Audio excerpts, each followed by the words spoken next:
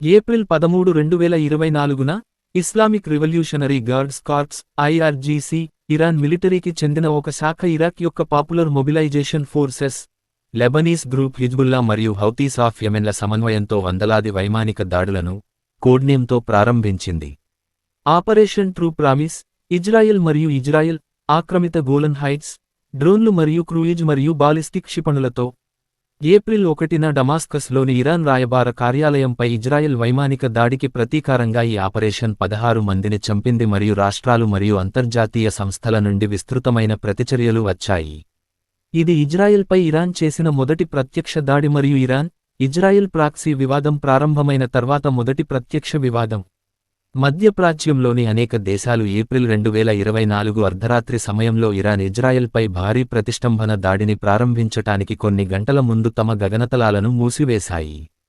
Iran దాడిలో సుమారు 170 డ్రోన్లు, 30కి పైగా క్రూయిజ్ క్షిపణులు మరియు 120 కంటే ఎక్కువ బాలిస్టిక్ క్షిపణులు ఉన్నాయి.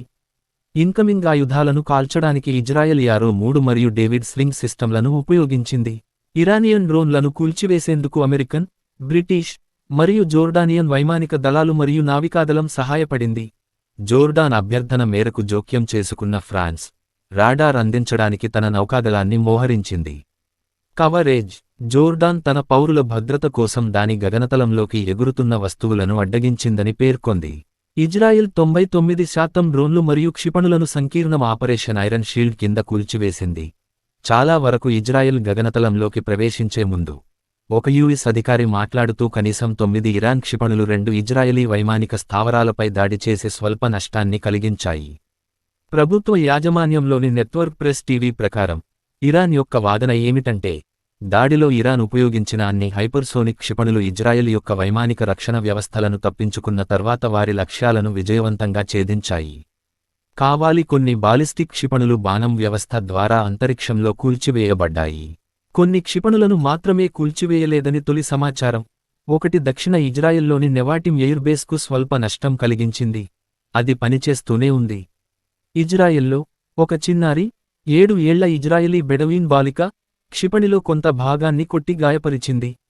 31 మంది వ్యక్తులు రక్షిత ప్రాంతాలకు వెళుతున్నప్పుడు స్వల్ప గాయాలకు గురయ్యారు లేదా ఆందోళన కోసం చికిత్స పొందారు. జోర్డాన్ దాని భూభాగంలో కొన్ని ష్రాప్నల్ పడిపోతున్నట్లు నివేదించింది. దీని వలన గణనీయమైన నష్టం లేదా గాయాలు జరగలేదు. మరుసటి రోజు ఐక్యరాజ్యసమితిలో ఇరాన్ రాయబారి దాడులు ముగింపుగా భావించవచ్చు అని అన్నారు. ఈ దాడి చరిత్రలో అతిపెద్ద డ్రోన్ స్ట్రైక్, క్షిపణి నిరోధక రక్షణను సంతృప్తపరచడానికి ఉద్దేశించబడింది మరియు 1991 ఇరాకీ దాడుల తర్వాత ఇజ్రాయెల్పై మరొక రాష్ట్ర సైన్యం నేరుగా దాడి చేయడం ఇదే మొదటిసారి.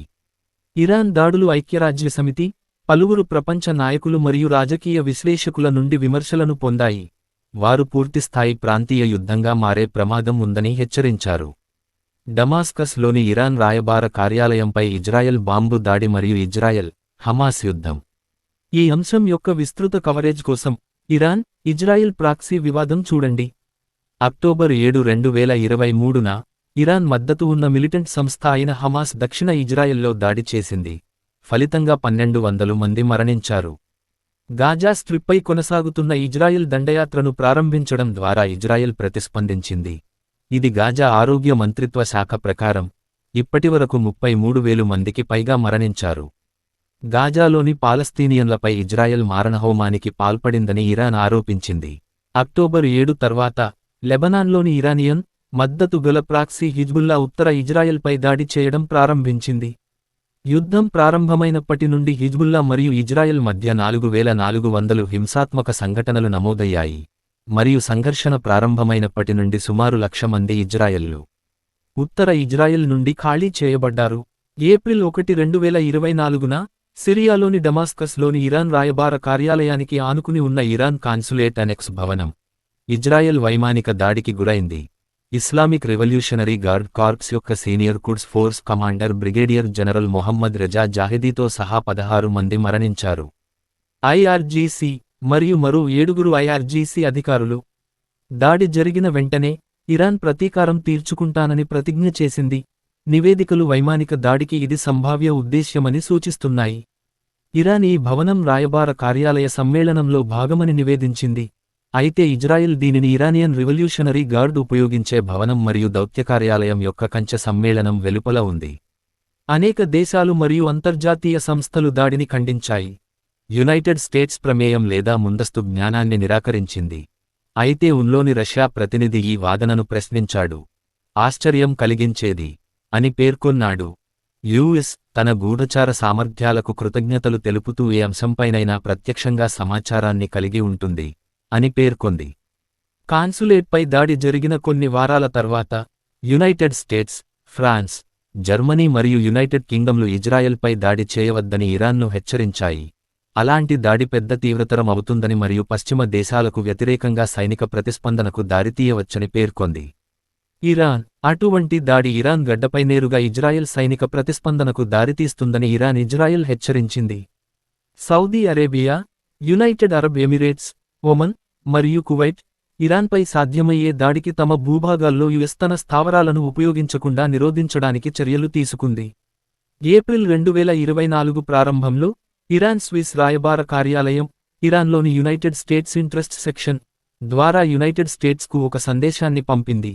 ఈ ప్రాంతంలోని యునైటెడ్ స్టేట్స్ సైనిక స్థావరాలపై దాడి చేస్తామని బెదిరించింది. సాధ్యమైన ఇజ్రాయెల్ దాడి. విదేశాంగ మంత్రి హొస్సేన్ అమీర్ అబ్దుల్లాహియాన్ ప్రకారం ఇరాన్ యుఎస్ సైనిక స్థావరాలకు ఆతిథ్యం ఇస్తున్న ప్రాంతీయ దేశాలకు ఆసన్న దాడి గురించి 72 గంటల నోటీసు ఇచ్చింది. దాడి, క్షిపణులు మరియు డ్రోన్ల ప్రయోగం. వ్యవధి 23 సెకన్లు. అర్ధరాత్రి 12 గంటల 23 నిమిషాలు. జెరూసలేంపై డ్రోన్లు. ఇజ్రాయెల్ వైపు ఎగురుతున్న షాహెద్ డ్రోన్. ఏప్రిల్ 13, 2024 సాయంత్రం ఇరాన్ ఇజ్రాయెల్పై డ్రోన్ మరియు క్షిపణి దాడిని ప్రారంభించింది. గోలన్ హైట్స్ మరియు అరద్ ప్రాంతంలోని సైట్లు మరియు నెగెవ్ ఎడారిలోని 2 వైమానిక స్థావరాలను లక్ష్యంగా చేసుకుంది. ఈ దాడికి ఆపరేషన్ ట్రూ ప్రామిస్ అని పేరు పెట్టారు. యా రసూలల్లాహ్ అనే సంకేతనామంతో. ది వాషింగ్టన్ పోస్ట్ ప్రకారం ఇది 200 కంటే ఎక్కువ క్షిపణులు మరియు డ్రోన్లను కలిగి ఉంది మరియు ఇరాన్ వార్తా సంస్థ ఆనా ప్రకారం బాలిస్టిక్ క్షిపణులను కలిగి ఉంది. CNN మరియు రాయిటర్స్ రెండూ తరువాత 300 కంటే ఎక్కువ స్టాండాఫ్ ఆయుధాలను ఇజ్రాయెల్ వైపు ప్రయోగించాయని నివేదించాయి. ఇరాన్ 170 డ్రోన్లు, 30 క్రూయిజ్ క్షిపణులు మరియు 120 బాలిస్టిక్ క్షిపణులను ప్రయోగించిందని ఇజ్రాయెలీ సైనిక ప్రతినిధి పేర్కొన్నారు. IDF ప్రతినిధి డేనియల్ హగారి ప్రకారం ఇరాన్, ఇరాక్, లెబనాన్ మరియు యెమెన్ నుండి ఇజ్రాయెల్పై సుమారు 350 రాకెట్లు ప్రయోగించబడ్డాయి. Iran chief of staff Mohammad Bagheri ప్రకారం ఇరాన్ కాన్సులేట్పై ఇజ్రాయెల్ దాడిని ప్రారంభించిన నెవాటిమ్ ఎయిర్ బేస్, అలాగే ఇజ్రాయెల్ ఆక్రమిత మౌంట్ హెర్మోన్లోని ఇంటెలిజెన్స్ సెంటర్ను ఇంటెలిజెన్స్ సరఫరా చేసిన ప్రాథమిక లక్ష్యాలు ఉన్నాయి. ఇరాన్ కాన్సులేట్పై ఇజ్రాయెల్ దాడికి ప్రతీకార దాడికి ఈ ఆపరేషన్ పరిమితమైంది. ఇతర లక్ష్యాలలో ఇజ్రాయెల్కు దక్షిణాన ఉన్న Ramon air base, Tel Aviv మరియు అణు కేంద్రానికి నిలయంగా ఉన్న డిమోనా ఉన్నాయి. IRGC యొక్క తస్నిమ్ న్యూస్ ఏజెన్సీ ప్రకారం 2వ తరంగంలో డజన్ల కొద్దీ బాలిస్టిక్ క్షిపణులకు మార్గం క్లియర్ చేయడానికి వందలాది హిస షాహెడ్ 136 కమికేజ్ డ్రోన్ల యొక్క మొదటి వేవ్తో ఐరన్ డోమ్ మరియు డేవిడ్ స్లింగ్లను సంతృప్తపరచడం ఉపయోగించబడింది. ఇజ్రాయెల్ ఆక్రమిత గోలన్ హైట్స్లోని ఇజ్రాయెల్ ఎయిర్ డిఫెన్స్ సైట్లో డజన్ల కొద్దీ గ్రాడ్ రాకెట్లను ప్రయోగించామని హిజ్బుల్లా చెప్పారు. స్థానిక కాలమానం ప్రకారం అర్ధరాత్రి దాటిన తర్వాత ఈ దాడి జరిగిందని బృందం తెలిపింది. దాడికి సిద్ధం కావడానికి ఇరాక్, జోర్డాన్, లెబనాన్, సిరియా మరియు కువైట్లతో పాటు ఇజ్రాయెల్ తమ గగనతలాన్ని ఏప్రిల్ 13న మూసివేసింది. ఇరాన్ తన గగనతలాన్ని VFR విమానాలకు మాత్రమే మూసివేసింది మరియు ఈజిప్ట్ తన వైమానిక రక్షణను హై అలర్ట్లో ఉంచింది. ఇజ్రాయెల్ ప్రతిస్పందన. General staff chief LTG Herzi Halevi Israeli air force operations సెంటర్లో పరిస్థితిని అంచనా వేస్తున్నారు. వచ్చే ఆయుధాలను కూల్చివేయడానికి ఇజ్రాయెల్ యారో 3 మరియు డేవిడ్ స్లింగ్ సిస్టంలను ఉపయోగించింది మరియు క్షిపణి నావిగేషన్కు అంతరాయం కలిగించడానికి ఎలక్ట్రానిక్ మార్గదర్శక వ్యవస్థలను జామ్ చేసింది. సిరియా మీదుగా ఎగురుతున్నప్పుడు చాలా డ్రోన్లు కూల్చివేయబడ్డాయి. 99% ఆయుధాలు విజయవంతంగా అడ్డుకున్నాయని ఇజ్రాయెల్ తెలిపింది. ఏప్రిల్ 14న స్థానిక కాలమానం ప్రకారం తెల్లవారుజామున అర్ధరాత్రి 2 గంటలకు జెరూసలేంలో పేలుళ్లు వినిపించాయి. అయితే ఇజ్రాయెల్, వెస్ట్ బ్యాంక్ మరియు డెడ్ సీ అంతటా వైమానిక దాడి సైరన్లు వినిపించాయి.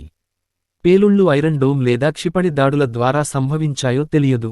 అల్ అక్సా మసీదు పైన ఇరాన్ క్షిపణులు అడ్డగించబడ్డాయి.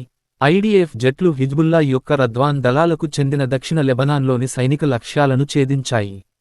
IDF చీఫ్ ఆఫ్ స్టాఫ్కి మాజీ ఆర్థిక సలహాదారు బ్రిగేడియర్ జనరల్ రీమ్ అమినోచ్ దాడులకు వ్యతిరేకంగా తన రక్షణ వ్యవస్థలను నిర్వహించడానికి ఇజ్రాయెల్ 4 నుండి 5 బిలియన్ షెకెల్స్ $1 నుండి $1.3 కోట్ల ఆర్డర్పై ఖర్చు చేసిందని అంచనా వేశారు.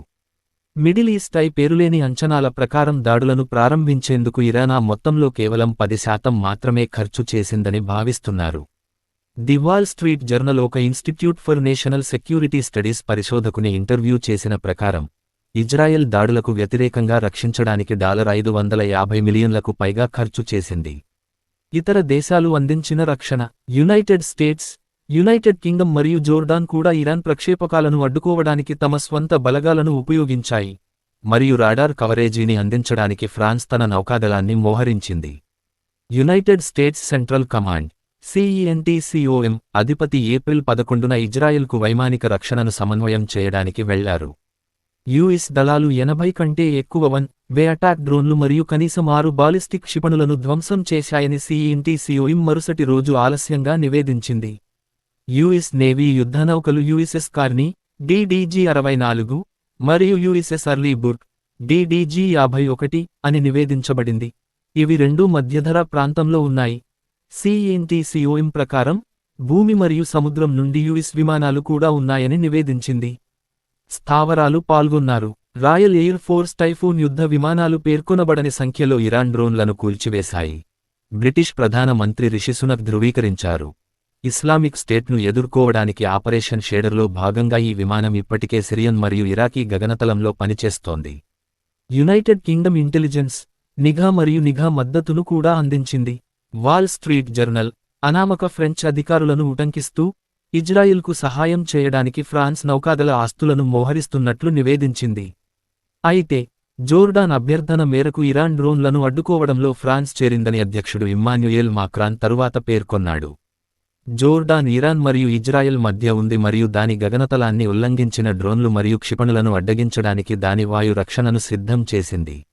ఇరాన్ ఇజ్రాయెల్కు మద్దతుగా ఏ విధమైన చర్య తీసుకోకుండా జోర్డాన్ను హెచ్చరించింది. అయితే జోర్డాన్ US మరియు ఇజ్రాయెల్ యుద్ధ విమానాల కోసం తన గగనతలాన్ని తెరిచింది. రాజధాని అమ్మాన్ నివాసితులు నగరం పైన ఆకాశంలో మెరుపులు చూసినట్లు నివేదించారు. నగరంలోని మార్జల్ హమామ్ ప్రాంతంలో నివాసితులు అడ్డగించబడిన ఒక పెద్ద డ్రోన్ అవశేషాల చుట్టూ గుమిగూడారు. ఇరాన్ నుండి ప్రయోగించిన 20% డ్రోన్లను రాయల్ జోర్డానియన్ ఎయిర్ ఫోర్స్ కూల్చివేసినట్లు హారెడ్జ్ నివేదించింది. దేశం యొక్క గగనతలం, భూభాగం మరియు పౌరులను రక్షించే ప్రయత్నంలో తమ సైనిక చర్య ఆత్మరక్షణ చర్య అని జోర్డాన్ పేర్కొంది. అయినప్పటికీ జోర్డాన్ జోక్యంపై విమర్శలు ఉన్నాయి. ఇది ఇజ్రాయెల్ను రక్షించినట్లుగా వర్గీకరించబడింది. ప్రాణనష్టం మరియు నష్టం డ్రోన్లను ఉపయోగించి సంతృప్త వ్యూహం ఇజ్రాయిల్ వైమానిక రక్షణను ఓడించి ఇరాన్ కాన్సులేట్పై దాడిలో ఉపయోగించిన స్థావరాలను దెబ్బతీసిందని ఇరాన్ పేర్కొంది. గోలన్ హైట్స్లోని వైమానిక స్థావరాలు మరియు ఇంటెలిజెన్స్ బేస్ రెండింటికీ గణనీయమైన నష్టం వాటిల్లిందని ఇరాన్ పేర్కొంది. తస్నిం లక్ష్యాలను ఛేదించే వీడియోలను ప్రచురించింది. 5 ఇరాన్ బాలిస్టిక్ క్షిపణులు నెవాటిమ్ ఎయిర్బేస్ను తాకినట్లు C-130 రవాణా విమానం, ఉపయోగించని రన్వే మరియు ఖాళీ నిల్వ సౌకర్యాలకు నష్టం వాటిల్లిందని సీనియర్ US అధికారి తెలిపారు. అదనంగా మరో 4 బాలిస్టిక్ క్షిపణులు రామన్ ఎయిర్బేస్పై ప్రభావం చూపాయి. ఎటువంటి మరణాలు సంభవించలేదు కానీ సమ్మెల వలన అనేకమంది గాయపడినట్లు నివేదించబడింది. 7 ఏళ్ల బెడవీన్ బాలిక అరద్ ప్రాంతంలో అడ్డగించడం నుండి ష్రాప్నెల్తో తీవ్రంగా గాయపడింది. కనీసం 31 మంది ఇతర వ్యక్తులు రక్షిత ప్రాంతాలకు వెళ్లేటప్పుడు చిన్న చిన్న గాయాలు లేదా ఆందోళనతో చికిత్స పొందారు. అనంతర పరిణామాలు దాడులు ప్రారంభమైన కొన్ని గంటల తర్వాత ఐక్యరాజ్యసమితిలో ఇరాన్ రాయబారి ప్రతీకార దాడిని ముగింపుగా భావించవచ్చు మరియు ఇజ్రాయెల్ మరొక తప్పు చేస్తే ఇరాన్ బలమైన మరియు మరింత దృఢమైన చర్యలతో ప్రతిస్పందిస్తుందని పేర్కొన్నాడు. ఇరాన్ ఇజ్రాయిల్ వివాదానికి దూరంగా ఉండాలని అమెరికాను కోరింది. అధ్యక్షుడు ఇబ్రహీం రైసీ మాట్లాడుతూ సుప్రీం లీడర్ వాగ్దానం చేసినట్లుగా ఇరాన్ దాడి ద్వారా ఇజ్రాయెల్కు పాఠం నేర్పిందని అన్నారు. IRGC కమాండర్ హొస్సేన్ సలామీ ఈ దాడిని అంచనాల కంటే విజయవంతమైనది అని పేర్కొన్నాడు మరియు ఏదైనా ఇజ్రాయెల్ ఎదురుదాడికి ప్రతీకారం తీర్చుకుంటానని బెదిరించాడు.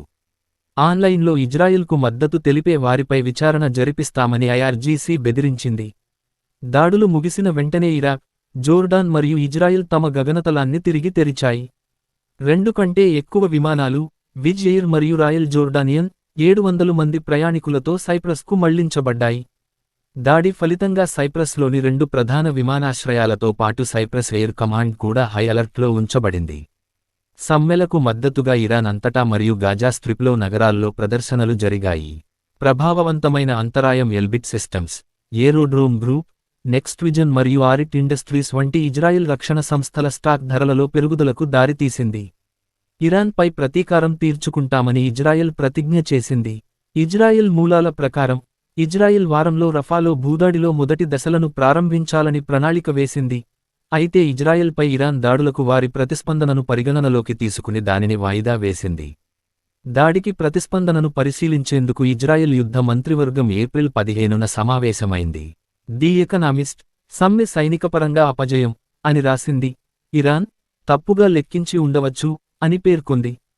CNN ప్రకారం ఇరాన్ చేసిన దాడి ప్రతిభను పెంచుతూ ప్రాణనష్టాన్ని తగ్గించడానికి ప్రణాళిక చేయబడింది మరియు ఇరాన్ డ్రోన్లు మరియు క్షిపణులు జోర్డాన్ మరియు ఇరాక్లను దాటి యుఎస్ సైనిక స్థావరాలతో పాటు ఇజ్రాయెల్ యొక్క గగనతలంలోకి చొచ్చుకుపోయే ముందు అన్ని వైమానిక రక్షణలను కలిగి ఉన్నాయని పేర్కొంది.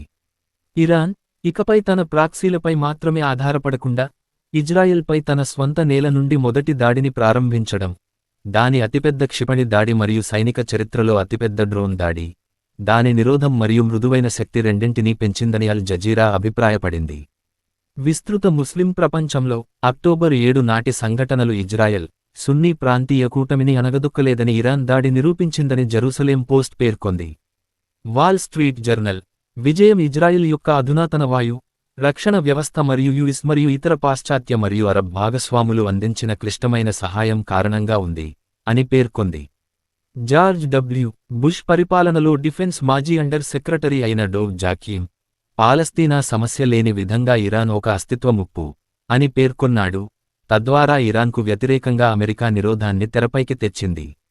అయితే జాన్ బోల్టన్ ఈ దాడులను ఇజ్రాయెల్ మరియు అమెరికా నిరోధానికి భారీ వైఫల్యం అని పేర్కొన్నాడు మరియు సాధ్యమైన ఎదురుదాడిని బిడెన్ అంగీకరించకపోవడాన్ని ఇబ్బందిగా వివరించాడు. టైమ్స్ దౌత్య సంపాదకుడు రోజర్ బోయస్ ఈ దాడి భద్రతా విషయాలలో ఇజ్రాయెల్ పరిమిత స్వయం సమృద్ధిని మాత్రమే కలిగి ఉందని చూపిస్తుంది. ఇది దాడి సమయం, అనేక కాల్పుల స్థానాలు మరియు యుఎస్పై ఆధారపడటం యుఎస్ నిఘాపై ఆధారపడి ఉంది. ఇన్కమింగ్ మందుగుండు సామగ్రిని కాల్చివేయడంలో బ్రిటిష్ మరియు ఫ్రెంచ్ సహాయం. ది టైమ్స్ ఆఫ్ ఇజ్రాయెల్ ప్రకారం ఇజ్రాయెల్ తన స్వంత చొరవతో నేరుగా మరియు సమగ్రమైన వ్యూహాత్మక చర్యలను చేపట్టే సామర్థ్యం ఇకపై నిర్బంధించబడింది. అంతేకాకుండా ఈ ప్రాంతం అంతటా నిరోధానికి సంబంధించిన కాలిక్యులస్ మార్చబడింది. మరింత ఉదారవాద హారెడ్జ్ అమెరికా యొక్క సహాయాన్ని అసాధారణంగా ఇజ్రాయెల్ యుఎస్ సంబంధాల చరిత్రలో అత్యంత ముఖ్యమైన మద్దతు ప్రదర్శనగా పరిగణించారు. ప్రతిచర్యలు యుఎస్ అధ్యక్షుడు జో బిడెన్ మరియు అతని జాతీయ భద్రతా యంత్రాంగం సిట్యుయేషన్ రూంలో దాడిని అంచనా వేస్తున్నారు. యూకే ప్రధాన మంత్రి రిషి సునక్ G7 నాయకులతో ఒక కాల్లో దాడి గురించి చర్చించారు.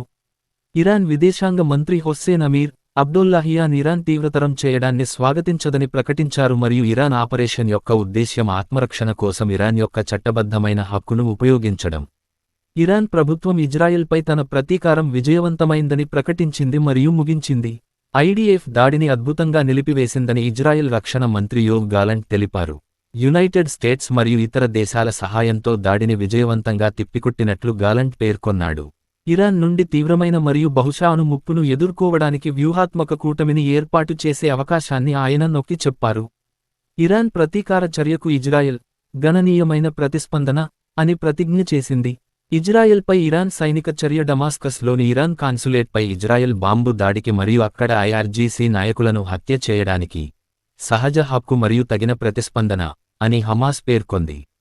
డమాస్కస్లోని ఇరాన్ కాన్సులేట్పై జరిగిన సమ్మెకు ఈ దాడులు చట్టబద్ధమైన ప్రతిస్పందన అని హౌతీలు చెప్పారు.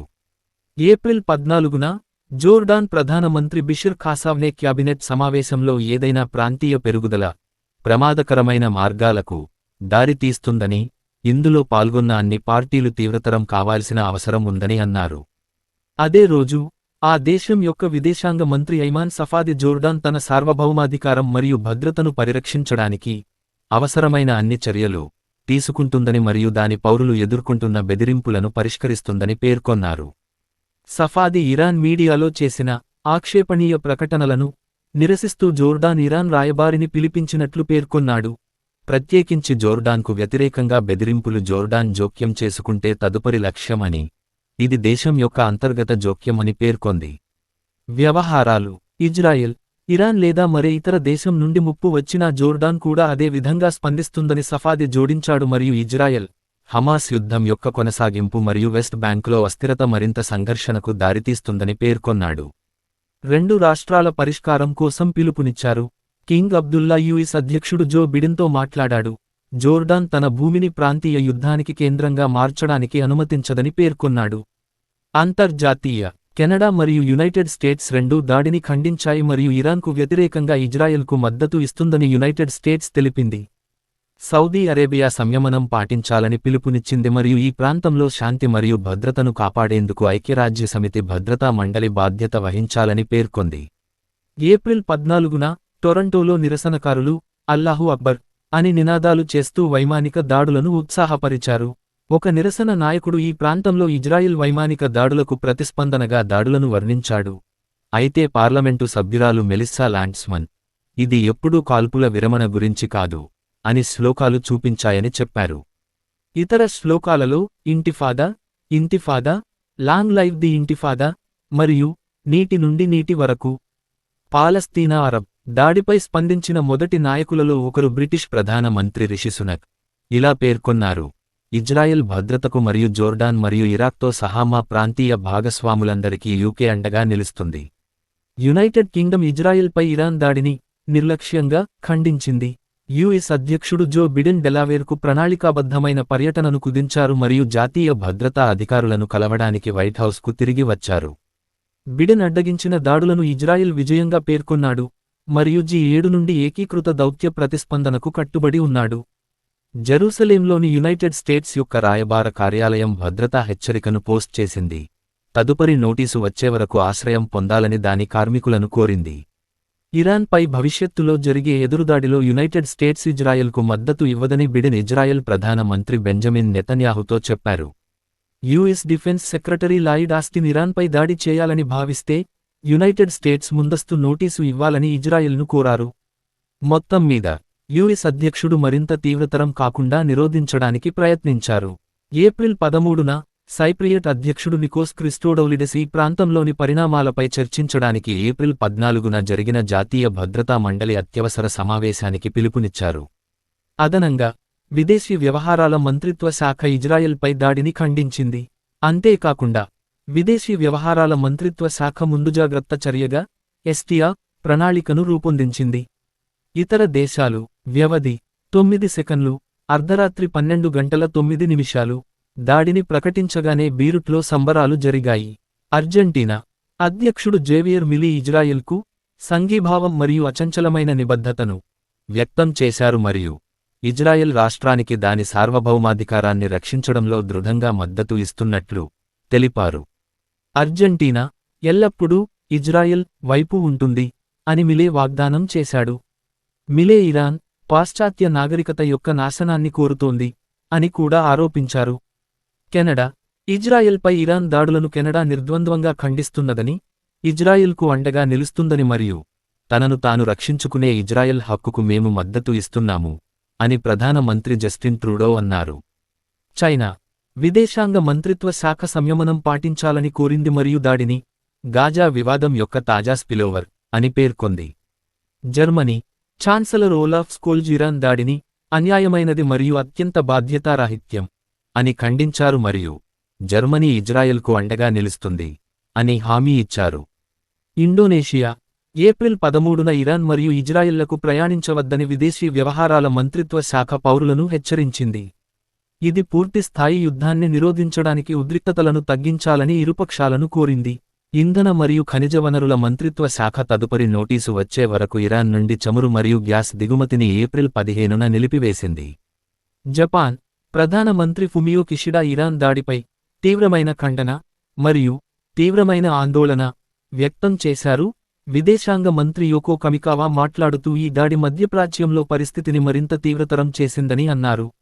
రష్యా ఇజ్రాయెల్పై ఇరాన్ దాడులు చేయడం చాలా ఆందోళన కలిగిస్తోందని, దీనిని ఈ ప్రాంతంలో మరో ప్రమాదకరమైన తీవ్రతరం అని పేర్కొన్నట్లు విదేశాంగ మంత్రిత్వ శాఖ పేర్కొంది. ఇరాన్ ప్రతీకార దాడి అన్చార్టర్లోని ఆర్టికల్ 51కి అనుగుణంగా ఉందని మరియు అన్ని పక్షాలు సంయమనం పాటించాలని పిలుపునిచ్చింది. రష్యా అనేక అపరిష్కృత సంక్షోభాల కారణంగా ఉద్రిక్తతలు పెరుగుతాయని హెచ్చరించింది. మిడిల్ ఈస్ట్, సింగపూర్ విదేశాంగ మంత్రిత్వ శాఖ ఇజ్రాయెల్పై దాడులను ఖండించింది మరియు అవి ఉద్రిక్తతలను పెంచుతాయి మరియు ఇప్పటికే ఉద్రిక్తంగా ఉన్న ప్రాంతాన్ని మరింత అస్థిరపరుస్తాయి అని పేర్కొంది. దక్షిణ కొరియా, ఇరాన్ దాడులను ప్రభుత్వం తీవ్రంగా ఖండించింది. టర్కీ, ఇజ్రాయెల్పై ఇరాన్ ప్రతీకారంతో టర్కీ మరింత తీవ్రతరం కావాలనుకోలేదని విదేశాంగ మంత్రి హకన్ ఫిదాన్ తన ఇరాన్ కౌంటర్కు ఫోన్ కాల్లో పేర్కొన్నారు. ఇరాన్ విదేశాంగ మంత్రి ఫిదాన్తో మాట్లాడుతూ ఇజ్రాయెల్పై ప్రతీకార చర్య ముగిసిందని, ఇరాన్ దాడి చేస్తే తప్ప కొత్త ఆపరేషన్ ప్రారంభించదని అన్నారు. ఉక్రెయిన్, రష్యా చర్యలు పెద్ద వివాదానికి దారితీసినట్లే ఇరాన్ చర్యలు మొత్తం ప్రాంతాన్ని మరియు ప్రపంచాన్ని బెదిరిస్తాయి అని అధ్యక్షుడు వోలోడిమిర్ జెలెన్స్కీ సోషల్ మీడియాలో దాడులను ఖండించారు. విదేశాంగ మంత్రిత్వ శాఖ ఇరాన్ దాడిని ఆమోదయోగ్యం కానిది మరియు బాధ్యతారాహిత్యం గా ఖండించింది మరియు పెద్ద ప్రాంతీయ సంఘర్షణను నిరోధించే ప్రయత్నాలకు పిలుపునిచ్చింది. ఉరుగ్వే, విదేశాంగ సంబంధాల మంత్రిత్వ శాఖ ఇరాన్ బలవంతపు వినియోగాన్ని ఖండించింది మరియు సంఘర్షణ తీవ్రతరం కావడం, అలాగే మానవతా పరిస్థితులకు మరియు పౌర బాధితులకు అది కలిగించే పరిణామాలకు విచారం వ్యక్తం చేసింది. అదనంగా, ఈ ప్రాంతంలోని ఉరుగ్వే రాయబార కార్యాలయాలు సంఘటనల అభివృద్ధిని అనుసరిస్తున్నాయని ధృవీకరించింది. అంతర్జాతీయ సంస్థలు, యూరోపియన్ యూనియన్ విదేశాంగ విధాన చీఫ్ జోసెఫ్ బోరెల్ ఇరాన్ దాడిని తీవ్రంగా ఖండించారు మరియు ఇది అపూర్వమైన తీవ్రత మరియు ప్రాంతీయ భద్రతకు తీవ్రమైన ముప్పు అని పేర్కొన్నారు. ఐక్యరాజ్యసమితి సెక్రటరీ జనరల్ ఆంటోనియో గుటెర్రెస్ భారీ స్థాయి దాడికి ప్రాతినిధ్యం వహిస్తున్న తీవ్రతను తీవ్రంగా ఖండించారు.